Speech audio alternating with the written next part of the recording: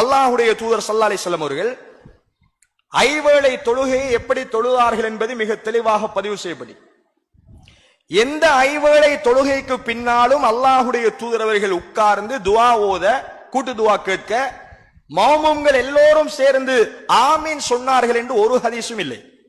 அல்லாஹ்வுடைய தூதர் அவர்கள் தொழுவார்கள், சும்மன் சரஃப, தொழுதால் தொழுது முடிந்தவுடன் அல்லாஹ்வுடைய தூதர் அவர்கள் வீட்டுக்குள்ள போயிடுவாங்க. மக்களுக்கு ஏதாவது உபதேசம் செய்ய நினைத்தால் அல்லாஹ்வுடைய தூதர் அவர்கள் மக்களை பார்த்து திரும்பி உட்கார்ந்து மக்களுக்கு அல்லாஹ்வுடைய தூதர் அவர்கள் உபதேசம் செய்வார்கள் என்று பார்க்கிறோம். எந்த ஒரு ஹதீஸிலும் அல்லாஹ்வுடைய தூதர் அவர்கள் தொழுகைக்கு பின்னால், ஐவேளை தொழுகைக்கு பின்னால் கூட்டாக பிரார்த்தித்தார்கள், சஹாபாக்கள் ஆமீன் சொன்னார்கள் என்று இல்லை. ஆனால் இன்று புதிதாக அப்படி ஒரு துஆ உருவாக்கப்பட்டிருக்கிறது. எனவே இது பித்ஆவா சுன்னாவா? நபிகளாருடைய வாழ்க்கையில பார்க்கிறோம் இல்லை. மா அன அலைஹில் யௌம் வ அஸ்ஹாபி, நானும் என்னுடைய தோழர்களும் இன்று எதில் இருக்கிறோமோ அதை பின்பற்றினால் தான் நீங்களும் வெற்றி பெறுகின்ற அந்த ஒரு கூட்டம் என்றார்களே ரசூலுல்லாஹ்.